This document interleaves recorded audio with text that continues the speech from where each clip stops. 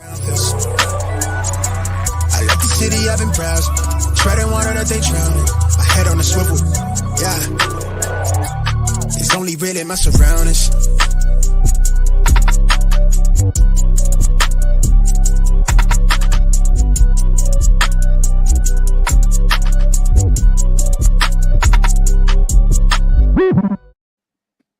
Hello and welcome to episode 83 of the Smash Accept podcast. I'm your host, Michael Royer. You can find me on Twitter at Dynasty_DadFF. Joined as always by my co-host Mung and a fantastic guest today. I mean, we are super excited. You know, Mung, I almost didn't give you your due. You know, I always let you go in there and say, and I almost like jumped the gun. I'm so excited to have this guy on here. But Mung, how you doing, brother?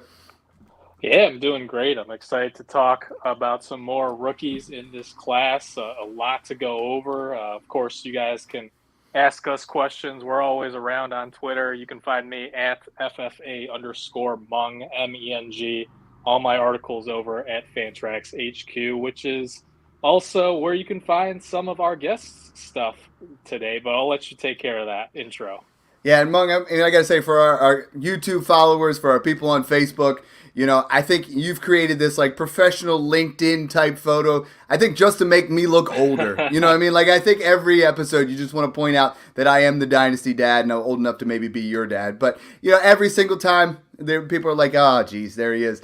Hey, tonight's guest, fantastic, super excited. You know, he's a college football and NFL analyst over at FF Diehards, co-host of the NFL Draft Bible with our boy Matt Hicks, who we've had on, I think, 42 times already. Kids, class is about to be in session with the Gridiron scholar himself, John Laub. How you doing, John?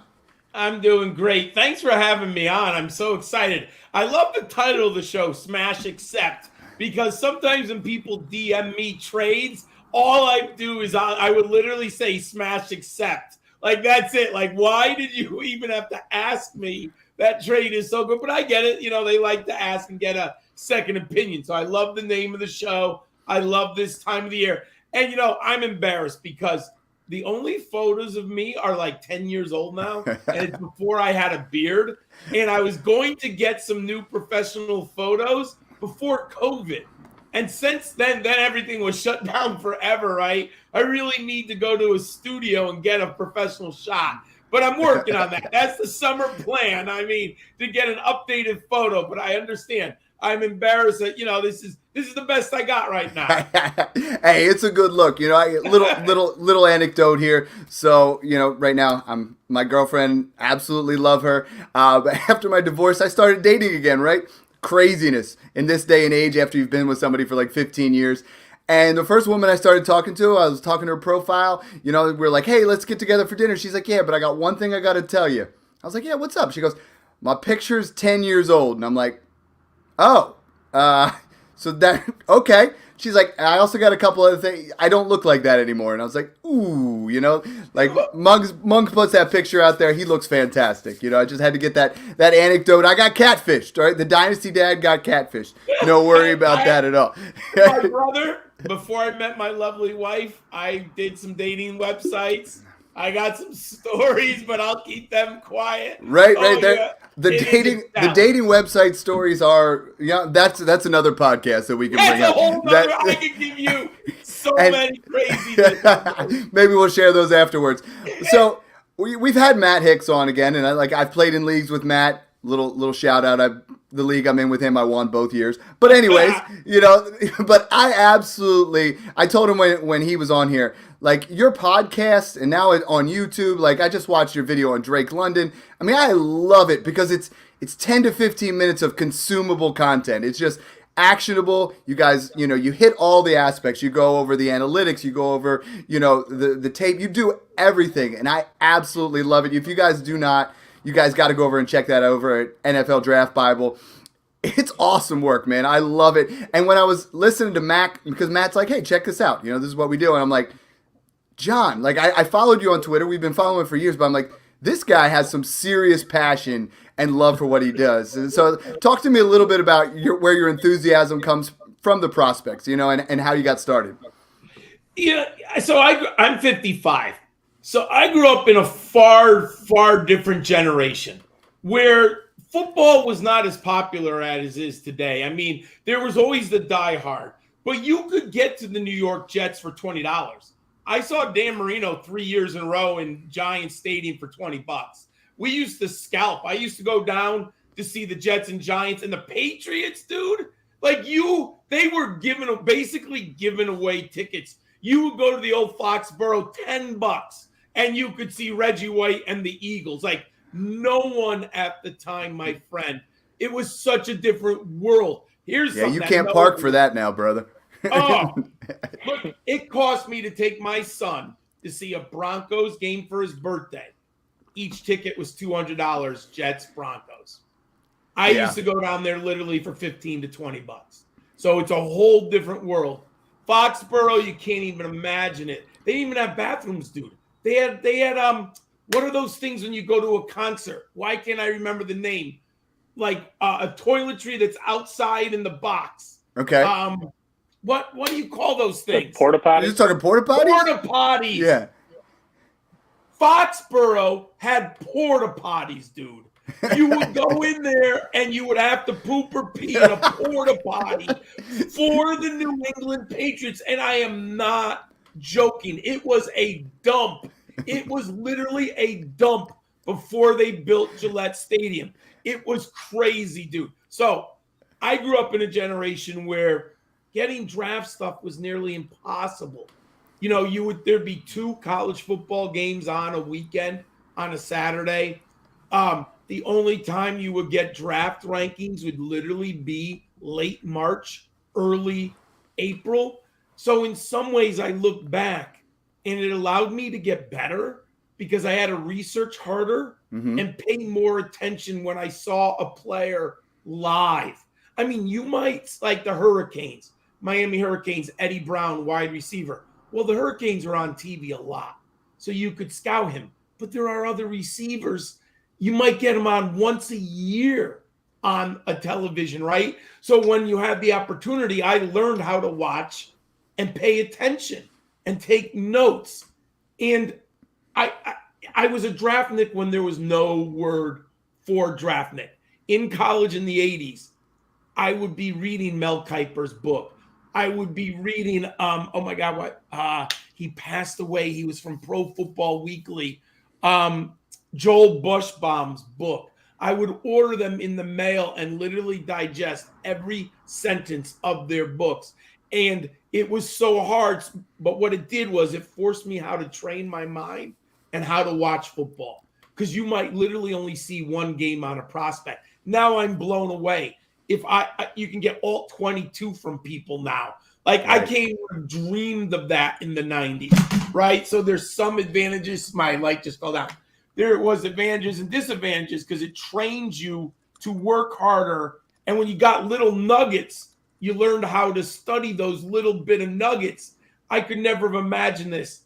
And it was just something that I had a passion and very few people did. Like when I was talking about the draft in 1992, people thought you were crazy. Like the only people who liked the draft were Chris Berman, you know, and Mel Kiper and NFL general managers. So it just gave me this love. And it was 9 years ago, I decided to go public. I said, look, I'm 45. If I don't do this now, I'm never going to do it. And sometimes, you know, I've been wrong. Sometimes I've been right. I did it to start to give a different perspective on a website that was dedicated to fantasy football. And, you know, because as a fantasy fan, we used to not get rookies until the summer because you would get your magazines on the newsstand and those would come out in early July. And that was your first filter of rookies with fantasy analysis. The reason I jumped on 9 years ago, I wanted to give pre-draft fantasy analysis and post-draft fantasy analysis on football diehards. So 9 years later, it's a labor of love. I mean, I just love the game. I love looking at prospects. I love the draft. And my passion is that I teach this way if I'm teaching the Gilded Age or the Great Depression. It's the same enjoyment. When I'm doing something, I love it. And unfortunately, the opposite is true, my friend. If I don't like something, Ooh, I can be a miserable, like, I don't want to be here. You know, Bro, like, that's the way to do life, man. If you love something, you got to go all in on it, you know? And it's like yes. the more you do those things, the one thing Mung and I are trying to get into, you know, and Yeah. I know you're very into it, and Mung, maybe you have some other questions with this, but we're both trying to dip our feet into Devi, right? And like a lot of our listeners are too, and they're like, you know, we talk fantasy, we talk dynasty, you know, primarily dynasty, but then they're like, talk to us a little bit about Devi.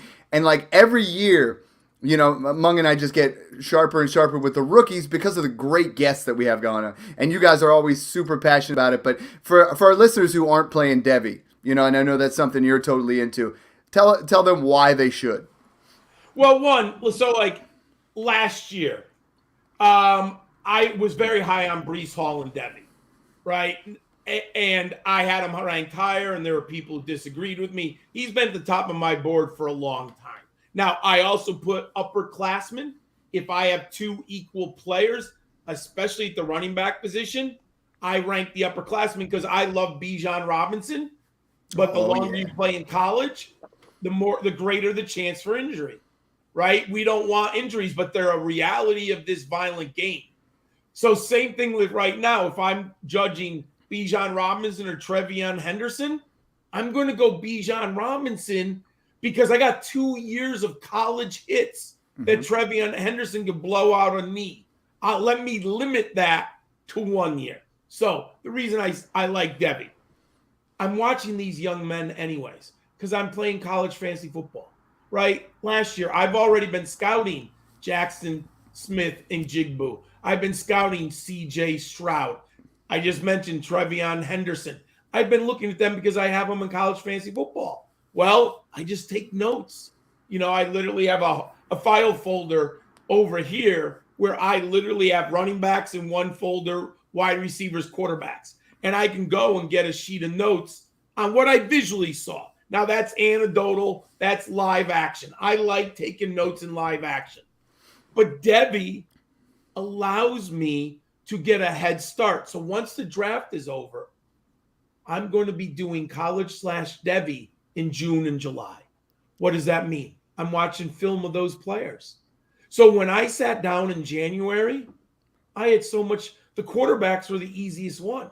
I had seen at least 5 games on every quarterback by January 1st of last year. Now, some like Sam Howell, I've probably seen him play 15 times.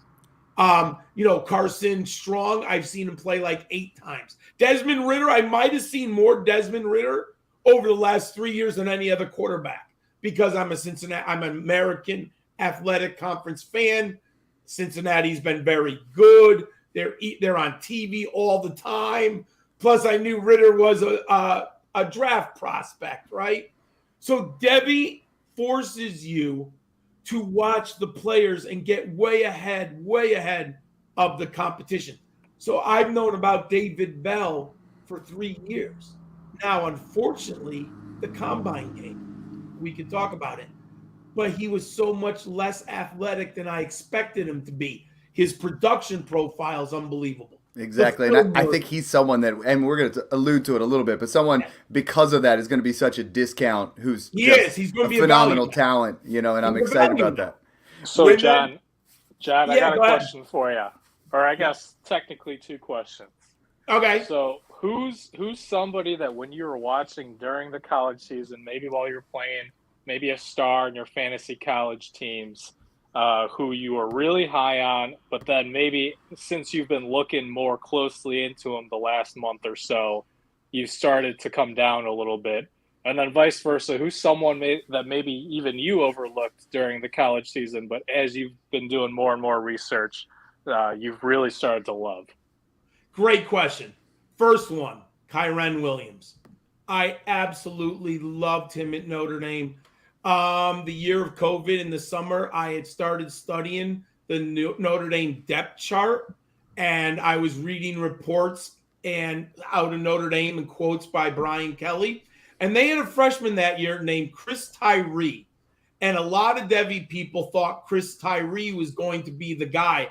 I think Tyree was a 5-star prospect, but he was guaranteed. I know he was a 4-star prospect. So there was a debate in the college fantasy football universe, who's the Notre Dame running back? Well, when I did my research, it was Kyren Williams. So I went on my CFF podcast and I told all our viewers in the summer of 2020, get Kyren Williams. And I liked the Notre Dame had 5 returning offensive linemen. So there were other reasons to invest in the Notre Dame offensive line. This year, Kyren Williams, they graduated like 4 of those linemen. And I was a little bit worried. And he still came and played great this year. I mean, pass blocking, pass catching, getting to the outside, running between the tackles. He was great. I love the film. Love the production model. 2 years. But then he went to the combine. Now, his pro day was better.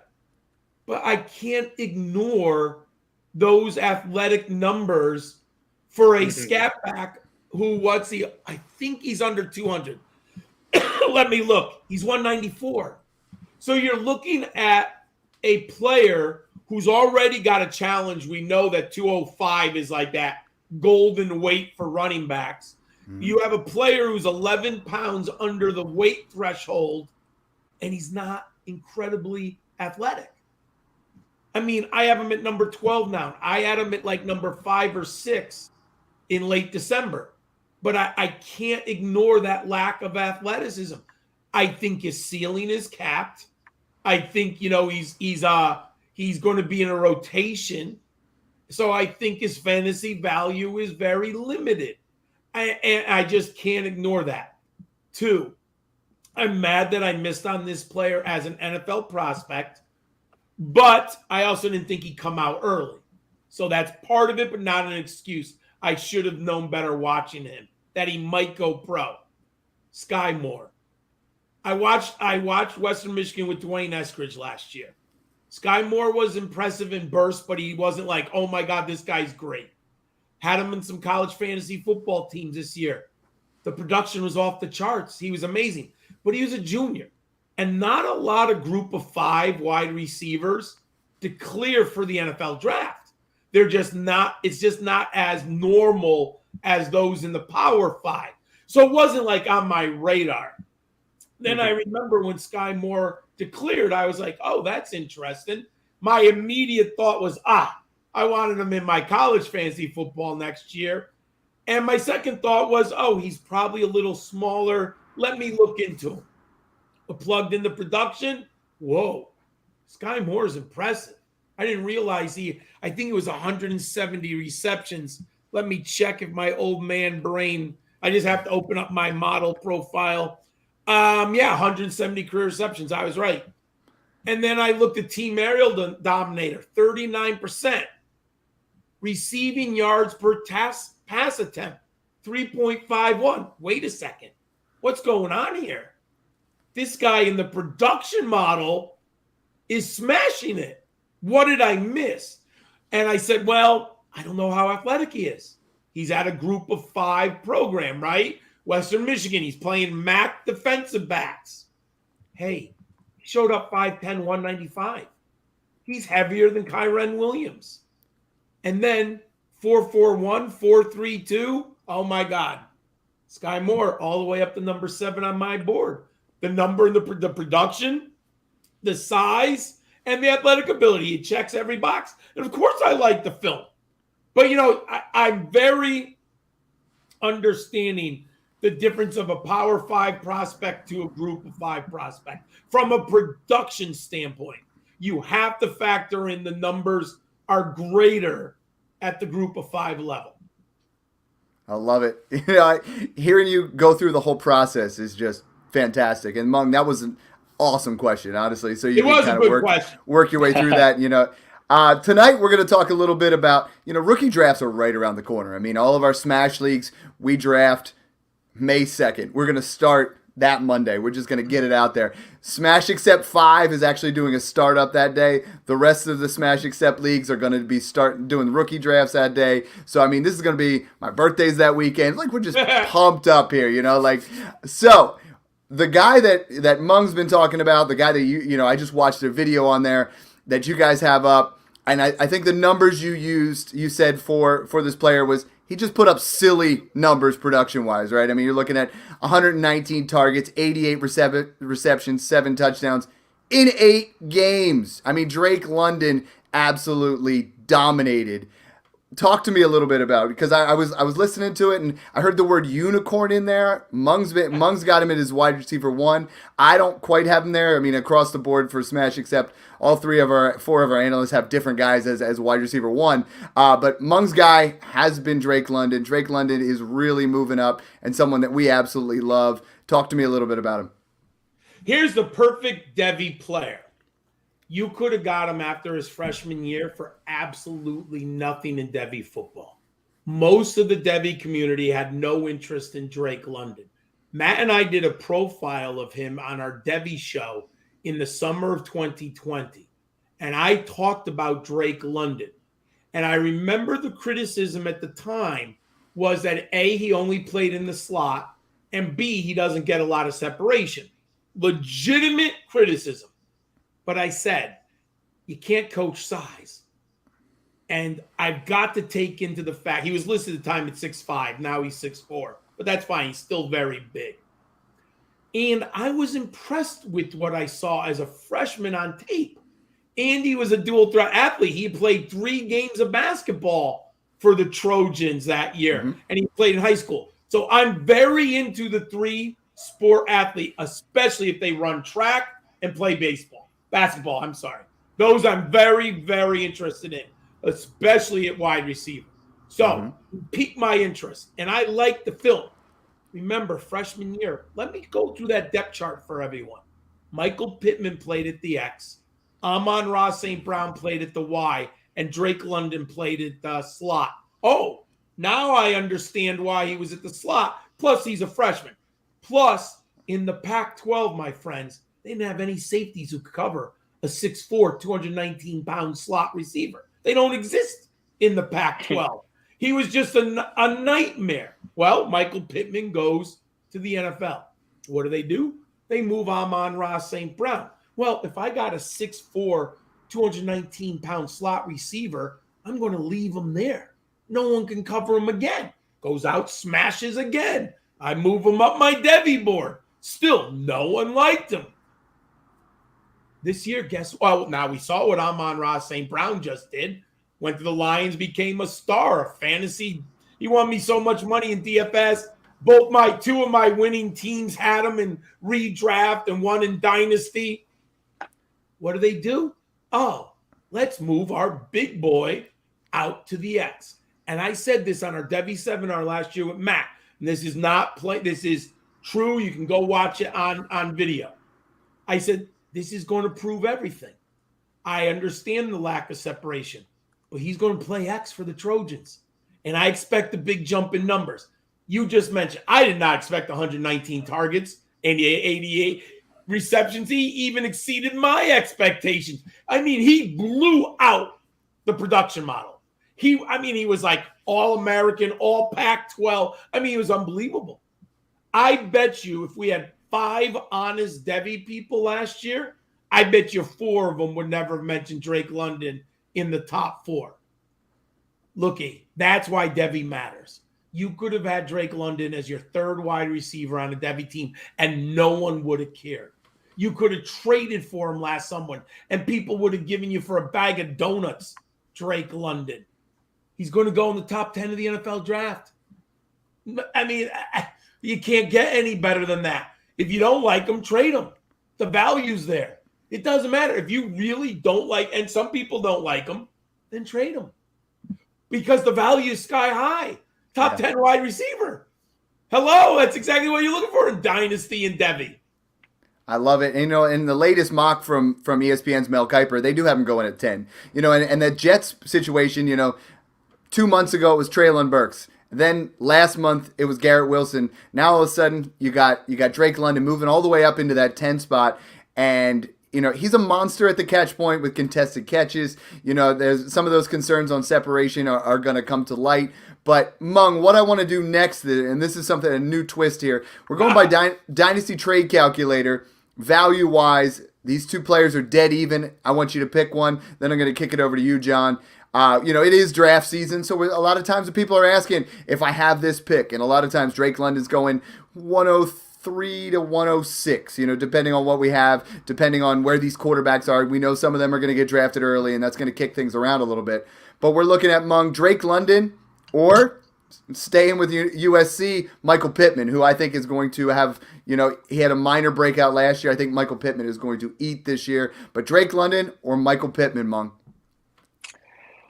Yeah, that's a really tough one. And I think I would lean Pittman here because Pittman's kind of what we want London to be, right? I comped London to a T. Higgins type, but that's not too far off Pittman's game either, where these guys can just go up and snag those balls. I know the Jets' name is mud, but I wouldn't hate London with Zach Wilson, who's pretty fearless about just throwing it deep and throwing it up for his guys to get it. And I think that London can win those 50-50 balls if Wilson's willing to throw them up.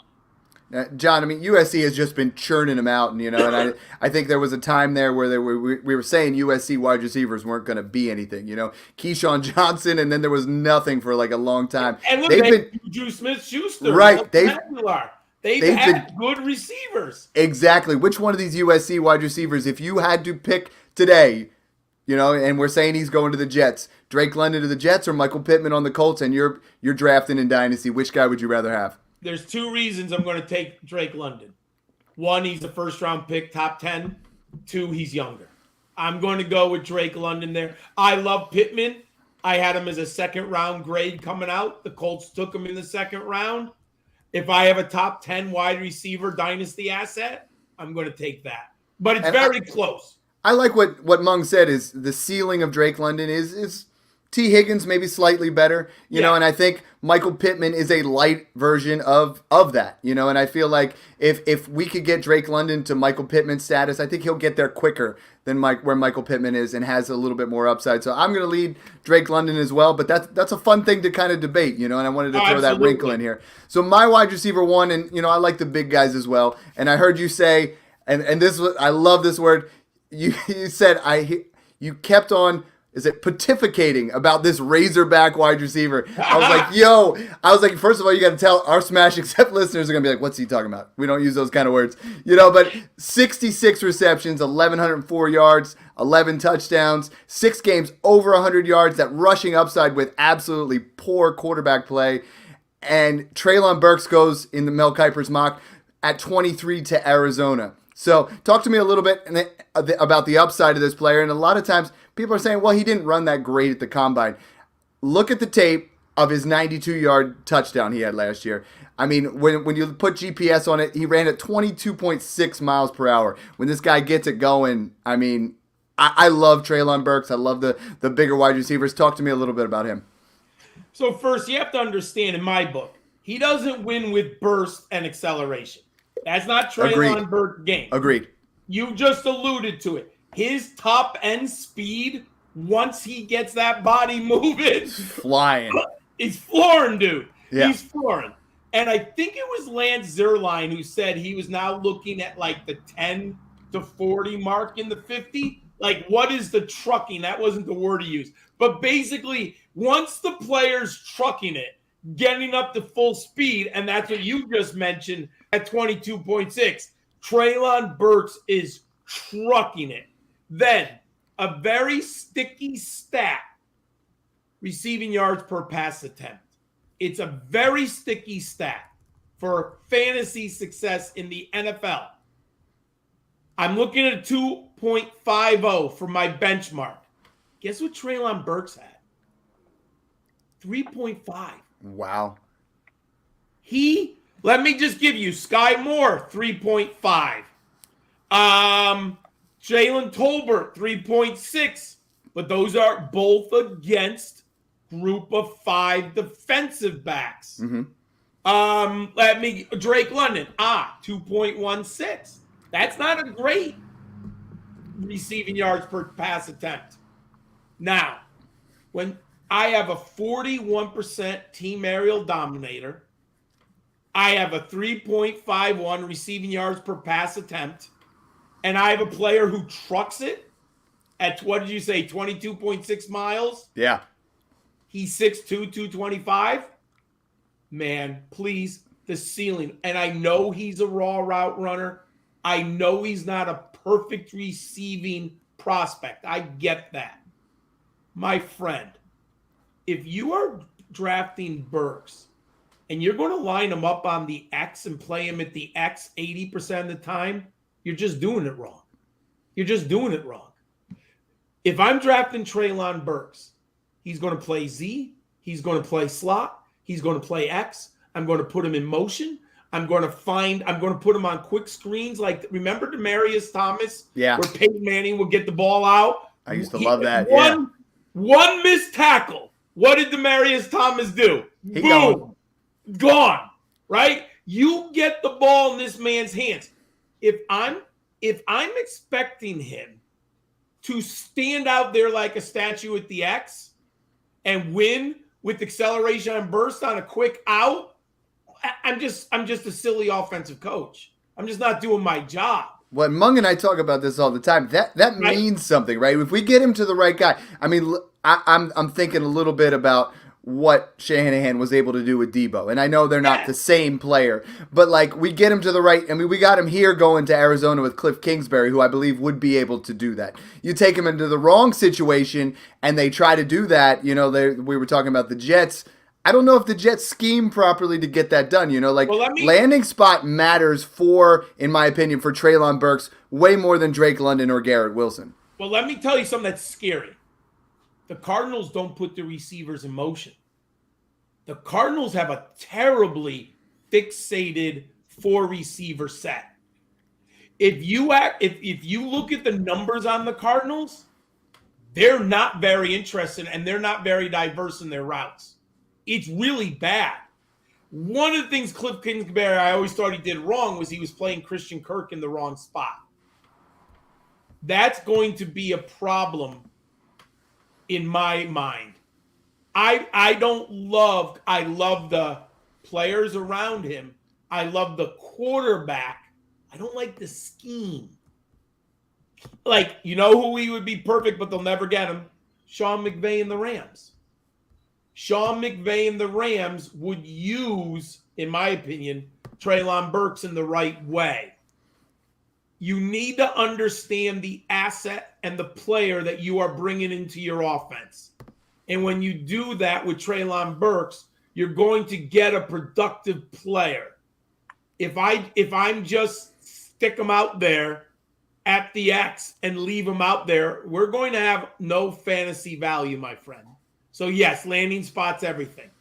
Now, Mung, you left because he was saying good things about Treylon Burks, you know, and every time I do, you get on my case here a little bit. So I think this one's going to be a little bit of a smash here for you on DTC here because they have him as their highest rated wide receiver. So it is for you the 26-year-old Chris Godwin or the 22-year-old Treylon Burks?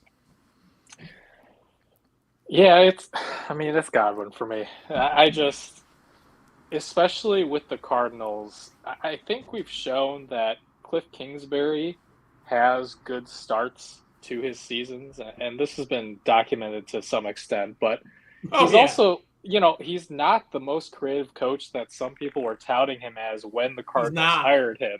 Mm-hmm. As you said, they don't use enough motion, and I also don't know that this would make sense for them to draft Burks when they have Rondale Moore, who is also more ideal for the slot. So I do think they would put him outside because that's something that Kingsbury would think he can do, right? They remember when they drafted Andy Isabella and people were excited for him, and then nothing happened with that.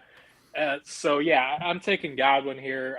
I'm a little risk adverse of Godwin coming off the ACL, especially if you're contending and need him to contribute early in the season. But even with the gap in age, even if you're rebuilding, I think I still want Godwin here. John, we will kick it over to you. Now, usually I'm going to take the younger player, but I do think Godwin's special. He's done it for multiple years. Yes, the injury is concerned, but we know that receivers, the technology's better, the medicine's better, recoveries are better. And Godwin's ceiling is so high. And if I got another year with Tom Brady, I've got to go Godwin. 26 isn't old enough yet. I'm not looking at wide receivers till 29 or 30. I'm going to keep Godwin in this, even though I want to go younger, but I can't pass up a Godwin. Yeah, I mean, Godwin is a buy. I mean, in Dynasty, he has moved down. They moved him because of the injury below DJ Moore, Deontay Johnson. He's on that same level almost. I mean, on their ranking, value-wise, isn't far off Elijah Moore. And I love Elijah Moore, but Chris Godwin is a beast and the guy that's going to be there. And he's in the prime of his career, and he's been a wide receiver 1 year in and year out. He's just right there. So love that. Moving on to the last of the big three. Well, no, we actually got a big four, because after we had Matt Waldman on, we can't not talk about Chris Olave because he's got him as his one. We're going to talk Garrett Wilson, 70 receptions, 1058, 12 touchdowns, an absolute electric wide receiver. In Kuiper's mock, he goes 8 to the Falcons as the number 1 off the board. Now, and I'm going to talk about Olave too, because Olave Kuiper has going at 19. I mean, people have been down on this class, but right there, you're talking about 4 guys in the top 19. Some absolute beast wide receivers. And we know the guys coming out in 2023 potentially could be higher ceilings, obviously. But these are 4 guys that I'm going to try to load up on my Dynasty teams. Kuiper has him going to the Saints at 19, which I love, 65, 936, and 13 touchdowns. Talk to me about both the Ohio State wide receivers here and which one you prefer. So this is a great question because Matt and I have had this debate for 3 years now. He's Team Olave. I'm Team Garrett Wilson. Okay. Well, we've heard the Olave because he had glowing things to say. He was so high on Olave, I had to go back and look at things, and I had to adjust my rankings a little bit. Sell me on Wilson now because we got sold on Olave, and I love Wilson. I'm a Wilson guy, but sell our listeners on why it's Garrett Wilson. I think Garrett Wilson's special, and what I mean by that, he has this unique combination. The acceleration and burst is unbelievable. He can get immediate separation. So that's phenomenal. If I want a quick passing game, if he's, on the blitz, if he's the hot receiver and I need the ball out of my hands in 1 second, Garrett Wilson can get open for you, right? I love that. But then what's amazing, I haven't seen this very often in my lifetime. His second level separation, and what I mean by that is 15 yards or deeper down the field, is out freaking standing. I mean, I know part of it's the scheme, and I understand he's probably just better than most. But when you consistently see him 4 or 5 yards wide open, 20 yards down the field, I can't ignore it. Like, it doesn't happen by accident on a regular basis. Like, you are doing something right. Garrett Wilson at that second level with the second head fake, the dip of the hips, the crack of the legs, the breaking of the ankles. Boom, he's just gone. And his ability to track the ball deep is outstanding. And why I like him over Olave. And I only saw this anecdotal, but the stats now back it up. Olave doesn't get yak yards. I think he only broke 5 or 6 tackles all last season. I mean, when you hit Olave, he goes down, man. He's done. All right, I got my 12 yards. I'm done. Wilson, man, he is a bulldog deep. Like, if he gets that ball 20 yards downfield and there's another corner on him, he's going to shake him. He's going to hit. He's going to take the angle. And yak yards matter. Where our goal is to acquire points. Yards are worth points. So when we're talking about 2 great prospects, and I got the home run ball on a Garrett Wilson with the yak yards, that to me, that ability deep down the field separates Wilson. So now that we've gone over those 4, there's actually one more wide receiver I want to talk about here today before we move on to the running backs. Everybody wants to hear you separate the running backs and talk about it. But, I mean, in this mock, we got Jamison Williams going to the Eagles at 15. They were talking about true, absolute, raw speed and upside where we're saying, like, if the ACL tear didn't happen, we're talking about a tier there, maybe of 5 guys, and It'd probably be my number 2. I agree with that. Like, this guy, Man, I mean, like I keep talking about it with John off the air, and like we were talking about. Could you just imagine if KC moved up, and they got their new Tyreek Hill, and he was able to be in an offense where he could be explosive? But talk to me about Jamison Williams, and then I want to come back and I want to discuss who is the alpha of this wide receiver class. I mean, if you were on the clock, who's that guy you would take? So let's start with Williams, and let's transition that way. All right, Williams is strategically so freaking important to an offense. I joke, but I'm being dead serious.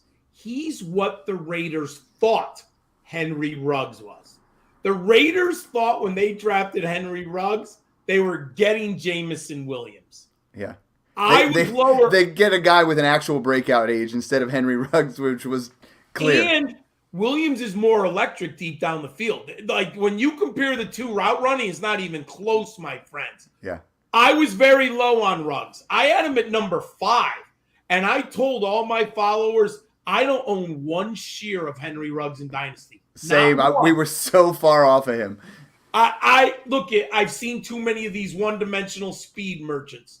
I'm too old. I've seen it for years. And it's not ironic. It's ironic. Of course, the Raiders had another speed demon. I had 0 shears of John Ross, 0 shears of Henry Ruggs. Never owned that. Jamison Williams is not those two guys. So that's what makes him special. He is Deshaun Jackson. That's what you need. Ooh, yeah. I'm almost, when you saw Deshaun Jackson at California, and my friends, I remember I thought the Eagles reached because he was a punt return star for the Golden Bears. And he was very good at college and highly praised. But I had some questions, like he was a little undersized, right? Jackson wasn't the biggest guy. He looked more like a special team in my book. But Andy Reid plucked him. And if you remember back in the day, Andy Reid was not good at drafting wide receivers with the Eagles. Go look at some of those early draft picks. Andy Reid had way more misses than he had successes. The one success he had with Philadelphia was Deshaun Jackson. Every time I watched Jamison Williams this year, you know what I thought? That's Deshaun Jackson. You know when Deshaun Jackson just made those big plays 40 yards down the field with Michael Vick, when he makes – like he used to burn the New York Giants. Like, how is he 10 yards open over the top of the safety? Like you're like, oh, my God, how did he do that? Now, he could be frustrating because he could go 3 for 112 and 2 touchdowns, and next week he's 4 for 20, right? I mean, but the value that Deshaun Jackson has with the ability to attack every safety, every quadrant of the field, especially that deep middle, it's invaluable. And Jamison Williams, what he's so good at, attacking the safeties. He, what's the word that I'm looking for? He gets right on top of the safety. He gets by the safety, then he creates separation. I mean, it's like wicked split. Like safety's like 10 yards from him. He's right on him. And then he goes right by him. And then he tracks the ball deep. His ability to track the ball deep is awesome. I mean, that's one thing Deshaun Jackson. You ever watch Deshaun Jackson? You just have that little head turn, right? And you're like, oh, he's got it. Like he knew it. Like that ball's coming, baby. And Jackson would get it 10 yards down the field. He'd track it and catch it. Now, the ACL. That's the only thing, right? It happened late. That should be fine, but you never know. But that's why I have him at 4 instead of 2.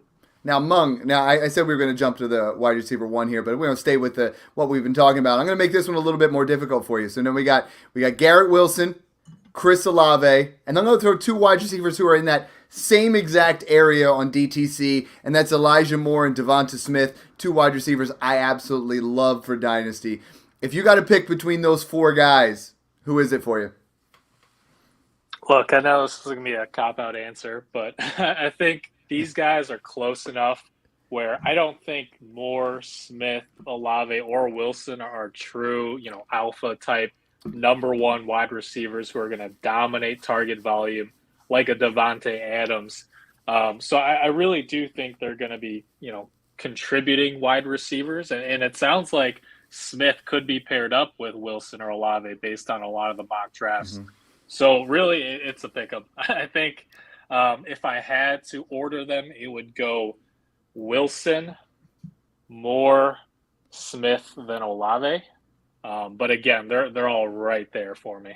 See, I had Wilson as a guy who I thought has potential, wide receiver one potential. I mean, I love Devonta Smith, but I mean, for me, I'm choosing Garrett Wilson out of that group because I do feel like he has a potential to be a wide receiver one in the right spot because of how explosive he is and like some of the stuff that John was alluding to there. I mean, I think he has that kind of upside. I don't see Elijah Moore or Chris Olave. I see them as steady wide receiver twos in Dynasty. John, break the tie here for us a little bit.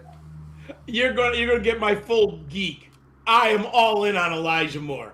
If anyone watched me, I had Elijah Moore, my number 4 wide receiver. Last year's class was very deep, very special.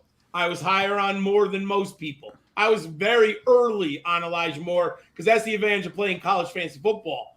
Mississippi 2 years ago with Matt Corral and Elijah Moore was one of the best offenses in college fantasy football. And all I knew is every time I watched Elijah Moore, he was beating everyone all over the field. And then I plugged in the numbers and he went to the combine. I'm like, oh my God. So I'm going to stay with Moore here. It's close, but the 1 year difference isn't enough to make it up, even though I do love Garrett Wilson. I would, if I had right now, I would rank Garrett Wilson number 5 in last year's class. I could not rank him over Elijah Moore.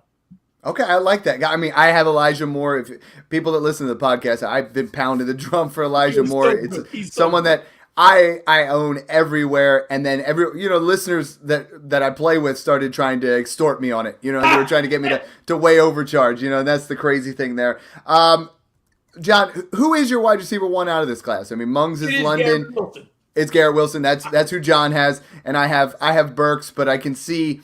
I feel like the biggest range of outcomes is with Burks. So that part is the interesting thing. I could see him being an absolute alpha, being the guy from this class. And then I could see a situation where it's like you back off a little bit because he doesn't go to the right situation. So Wilson feels a little bit safer. London feels a little bit safer. For me, I just have Burks ceiling so high.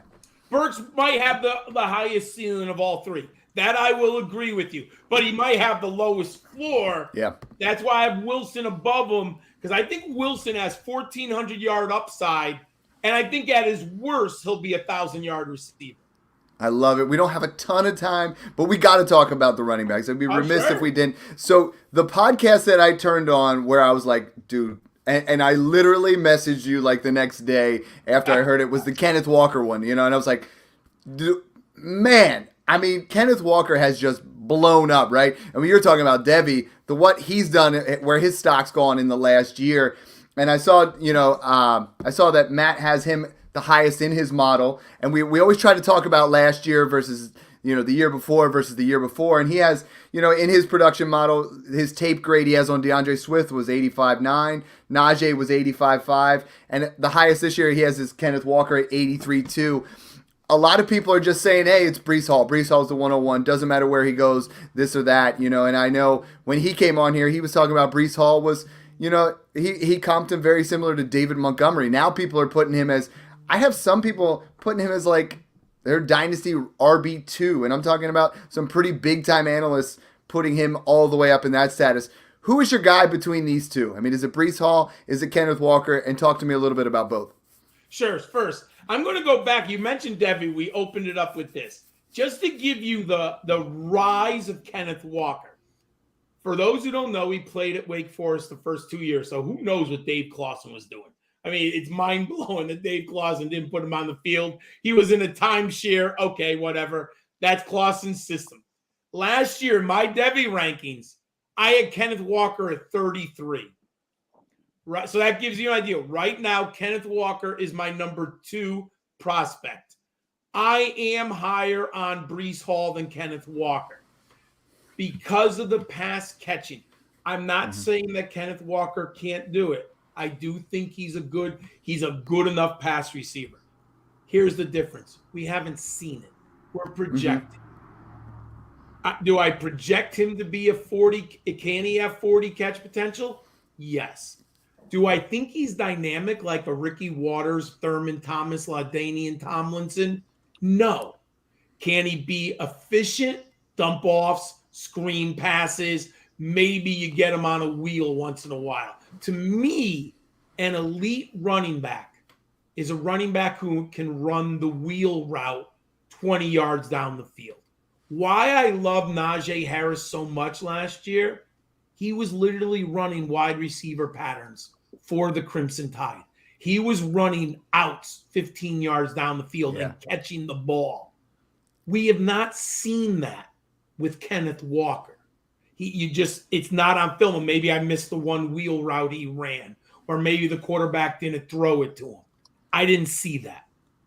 Breece Hall, we've seen throws down him deep down the field. His route running is more advanced. Now, part of it's the offense. There's no question. Iowa State designed an offense to get Hall the ball. Wake Forest and Michigan State did not. So it doesn't mean that Walker can't. But when I plug him in my model and I do my film grades, I can't just say I know he can do it. I can only say I know he can do it when I see it. Mm-hmm. And the numbers say it. Do I think he can? Yes. I thought Jonathan Taylor could be a good pass catcher, but he's not LaDainian Tomlinson. I mean, it's obvious. Is he better than what we saw at Wisconsin?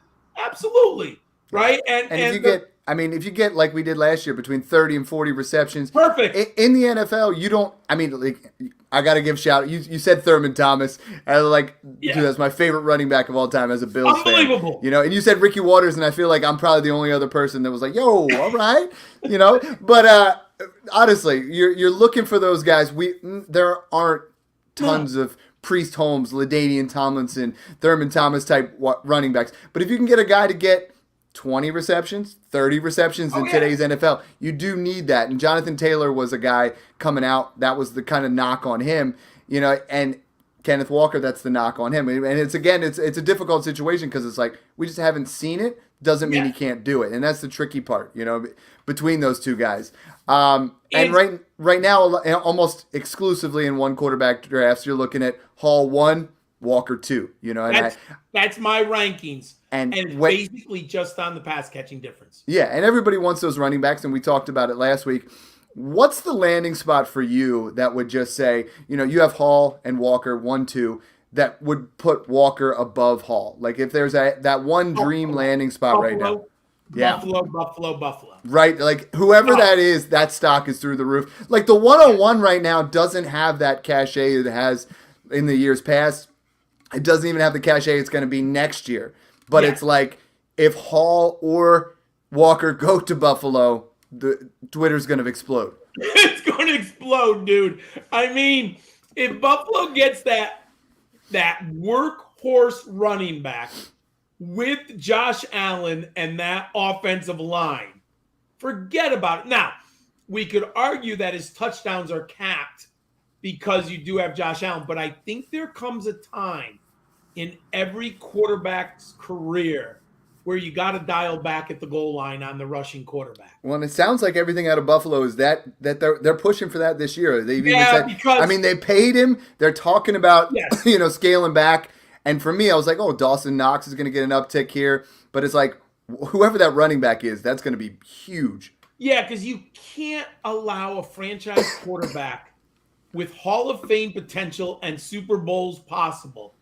You can't keep allowing him to get punched at the goal line or expose himself. Now, should he get 3 to 5 touchdowns? Of course. Like, you can do that. Can he have 9? He should not be running the football 9 times near the goal line. He doesn't have to. Yeah. He doesn't have to. You bring in Kenneth Walker, but maybe Kenneth Walker capped at 15 touchdowns. I'll take it. I mean, didn't Jonathan Taylor have over 20? I think, right? Now, Carson Wentz isn't running the ball near the goal line. So right? I mean, so you had the ability to get into that 20 touchdowns area with Jonathan Taylor. With Josh Allen, I don't think you have that high of a ceiling. But you know what? I'll take 1,400 yards, 30 receptions, and 15 touchdowns any day of the week. I mean, that's what you're looking at.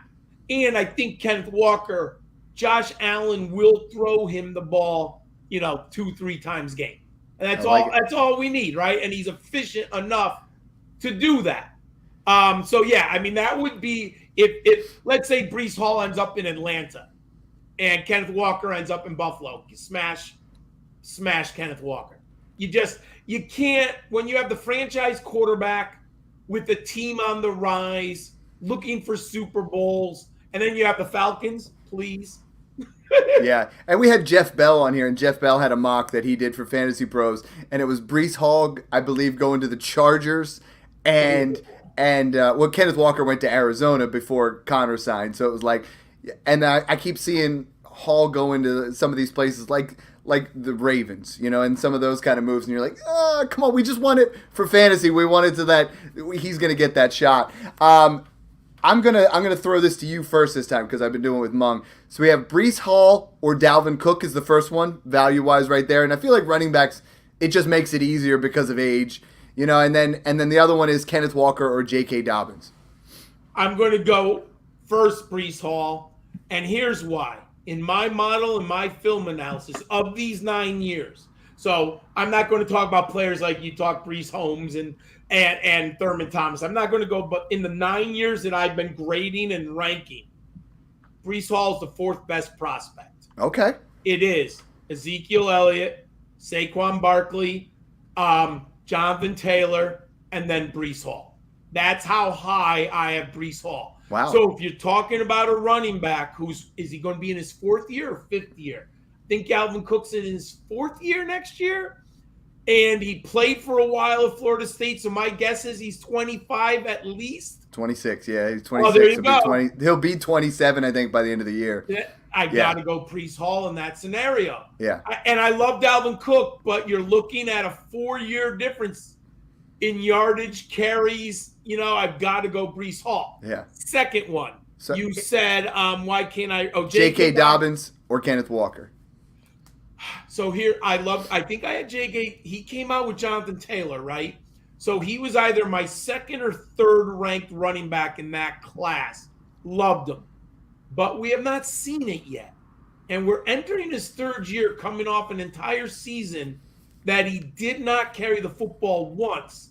So believe it or not on this one, I'm going to go Kenneth Walker because I feel the ceiling is very high with Walker.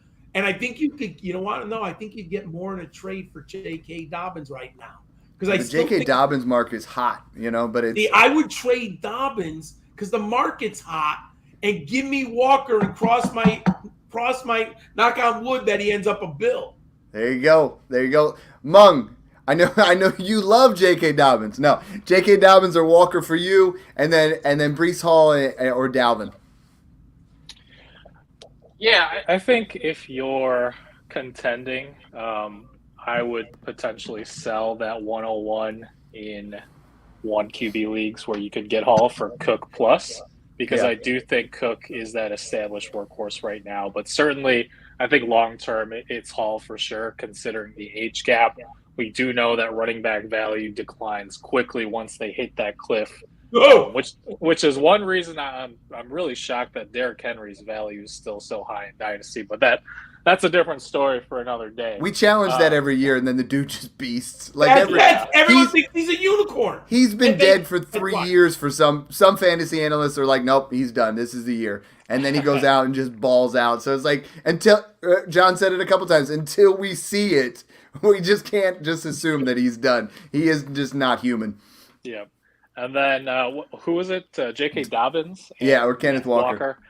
Yeah, it's Walker for me. I think I have Dobbins far lower in my dynasty rankings than the consensus ADP. I've got him, I think, RB20, RB21, somewhere in that range, simply because the concern for Walker that we've been talking about, it seems like all Twitter's been talking about for the last week, is the lack of receptions, right? We know that even in non-PPR formats, receiving backs still score a little bit better because of those receiving yards.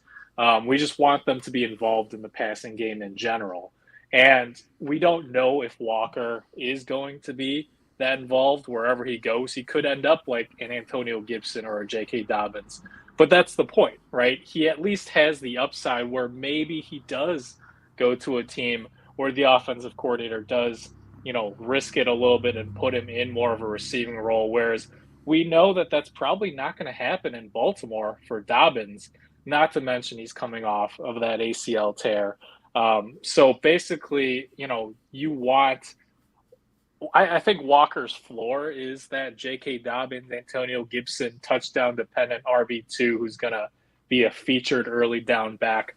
But the ceiling's higher because maybe he does go somewhere where he gets more involved as a pass catcher.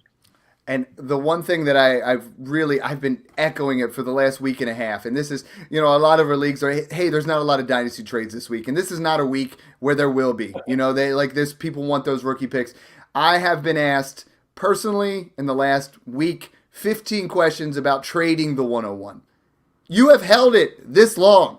Do not trade it now because of what we just talked about. Because if Breece Hall goes to Buffalo, things are going to explode, and you can sell that for a absolute, a changer, something. It's people are like, well, I have the 101 and I'm in a rebuild. Well, so then hold it and trade it for multiple picks. Get the 23 first and move back. I mean, there are people right now that I'm seeing are willing to give up 105 in a super flex and a 23 first to get up there because some people are so high on Breece Hall. Don't trade those picks now. Like they literally, and I'm not saying that in a nutshell, but for the most part, you've held on to them. They're still gaining value. Guess what?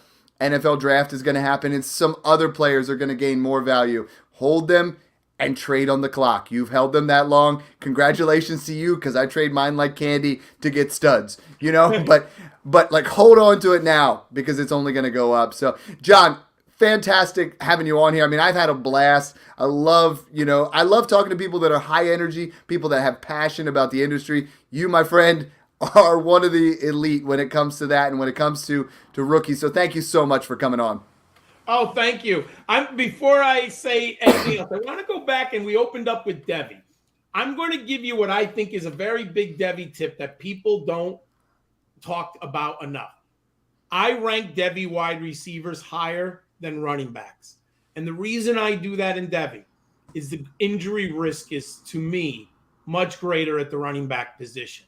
Mm-hmm. So many times you get a running back that spends 3 years on a college campus. That risk just keeps going up and up and up that they get hurt. Bryce Love, right? Yeah, I mean, I tend to rank wide receivers higher in Devy than I do running backs. And the reason I'm saying that is right now, everyone loves the Devy running backs. So I would actually pivot right now and the values at the wide receiver because everyone's obsessed with the big 5 running backs in Devy. But I'm going to tell you this right now, and it's bad news. 2 of them are going to get hurt before they get in the NFL. It's just going to happen. 40 years of watching college and NFL football, players get hurt. So I'd rather pivot because out of those 5 great running backs, the odds of all 5 of them becoming top 10 picks in the NFL draft is very slim. But you know what? There's 5 receivers. And I can make an argument that they are all going to be in 2023 and 2024 top 10 picks in the NFL draft.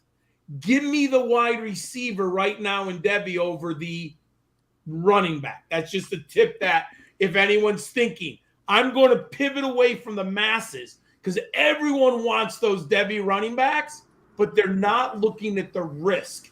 Pivot to the wide receiver position. So that's one.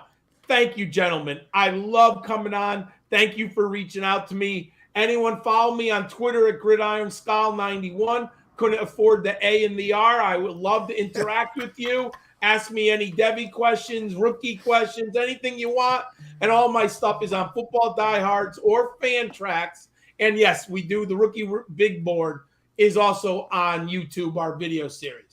Thanks, John. And Mung, what's going on with you? I know I saw some fresh rankings, some always things going on over there at Fantrax.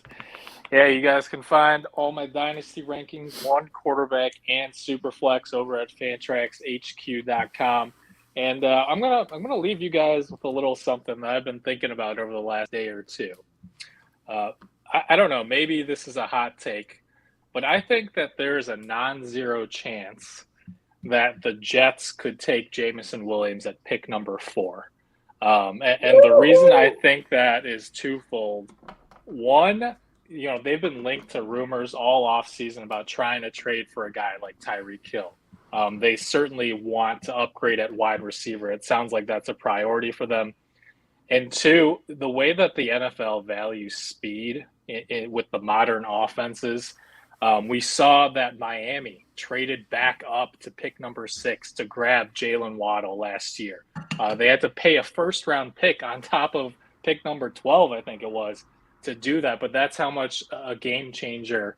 That's how much of a game changer that a speedy wide receiver like that. And even after they still trade for Tyreek Hill, even with Waddle. So I think it wouldn't be crazy. And I haven't looked at the sportsbook odds, but just something to think about there. So Mom, I'm going to give one more tidbit to all our listeners.